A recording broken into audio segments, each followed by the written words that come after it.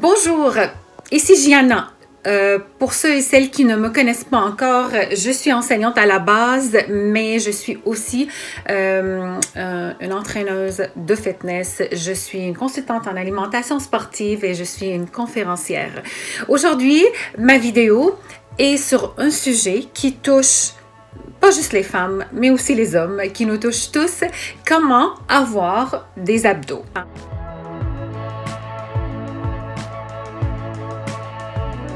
Alors, il y a plusieurs trucs.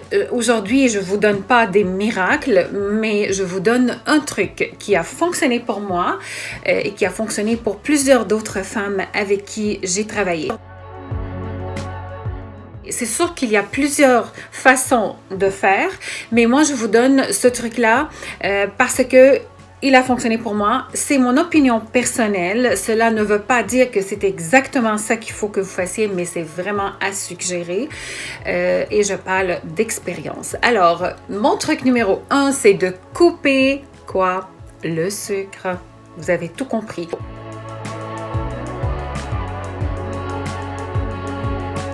Le sucre, il est plus dangereux pour le corps que le gras. En fait, le sucre, il y a 2 raisons, il y a 3, il y a 4, il y a 5, il y a plusieurs raisons pourquoi on doit couper le sucre. Mais la raison numéro 1, c'est que le sucre, il va augmenter vos hormones de cortisone, même vos hormones de cortisol qui causent le stress, mais les hormones de cortisone.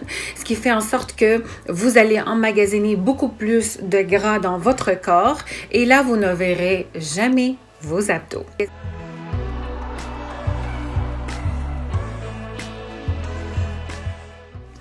Le truc numéro 2 qui a fonctionné aussi, qui selon les recherches, il joue un rôle important, c'est que le sucre, il va augmenter votre chance de résistance à l'insuline. Donc, quand on a une résistance à l'insuline, mais notre corps produit du gras et ça veut dire que notre corps, en fait, il n'est pas capable d'utiliser le glycogène et il va le transformer en gras. La troisième chose, c'est que le sucre va augmenter aussi votre taux d'inflammation.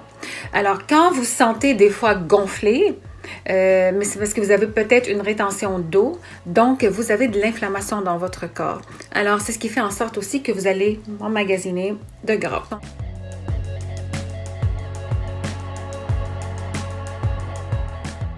L'autre chose, c'est que le sucre, il peut jouer aussi sur vos hormones d'œstrogène. Il peut aussi rentrer en conflit avec plusieurs d'autres trucs dans votre corps et qui amènent à un surplus de poids. Le fructose, aussi peut jouer un rôle. Le fructose, en fait, qui est produit par le sucre, ce qui fait en sorte qu'il va rentrer dans votre foie. Et le foie, quand il est chargé de sucre, qu'est-ce qu'il va faire? Mais il va trop travailler. Et quand il va trop travailler, il va ralentir votre métabolisme. Parce que le rôle du foie, entre autres, c'est d'accélérer le métabolisme. Mais il est très occupé par le traitement du sucre qui arrive tout à coup à lui. Et là, il va ralentir le métabolisme. Et vous savez que quand le métabolisme est ralenti, mais là, on a tendance à accumuler un surplus de poids.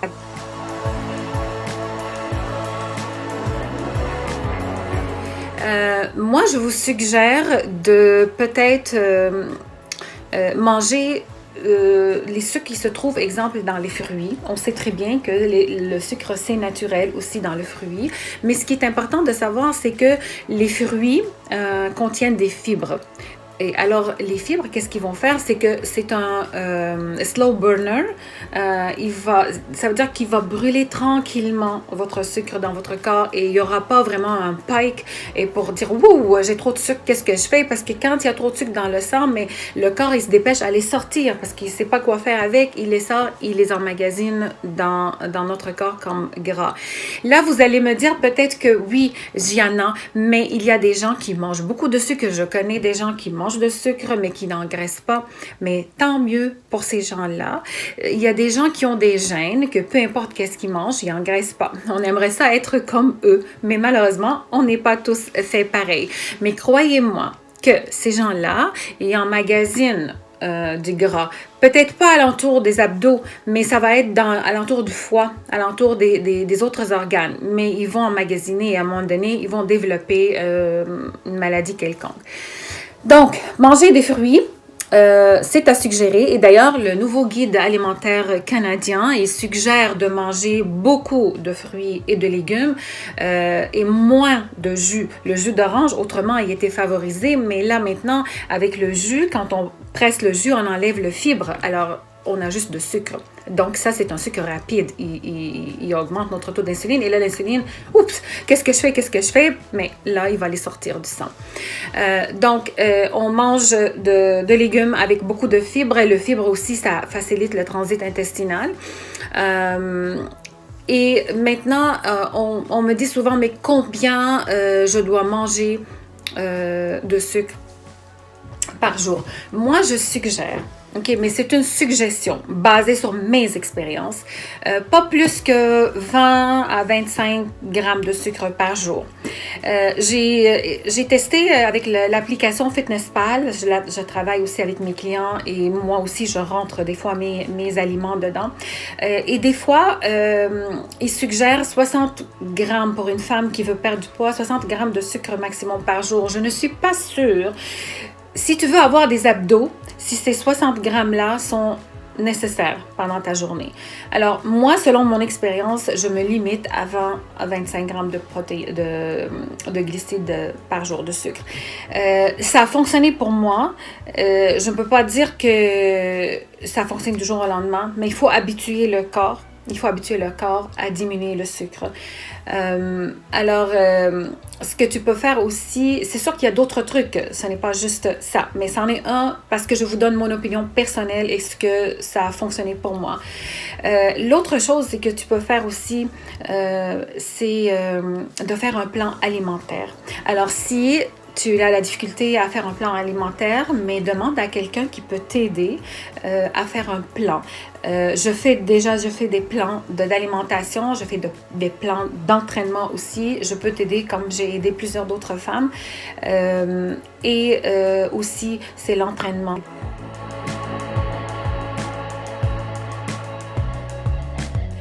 Même si tu fais juste un plan d'alimentation seul ne fonctionne pas, un plan d'entraînement seul ne fonctionne pas. Alors, ça te prend un plan d'entraînement et pas juste un plan d'entraînement pour entraîner tes abdos, mais ça te prend un plan qui va faire bouger tout ton corps, faire travailler tout ton métabolisme. Donc, tout ça ensemble fait en sorte que tu vas mettre toutes les chances de ton côté pour commencer à voir tes abdos et faire leur connaissance. Moi, ça fait des années que je les connaissais pas et récemment, j'ai dit « Allô, abdos? »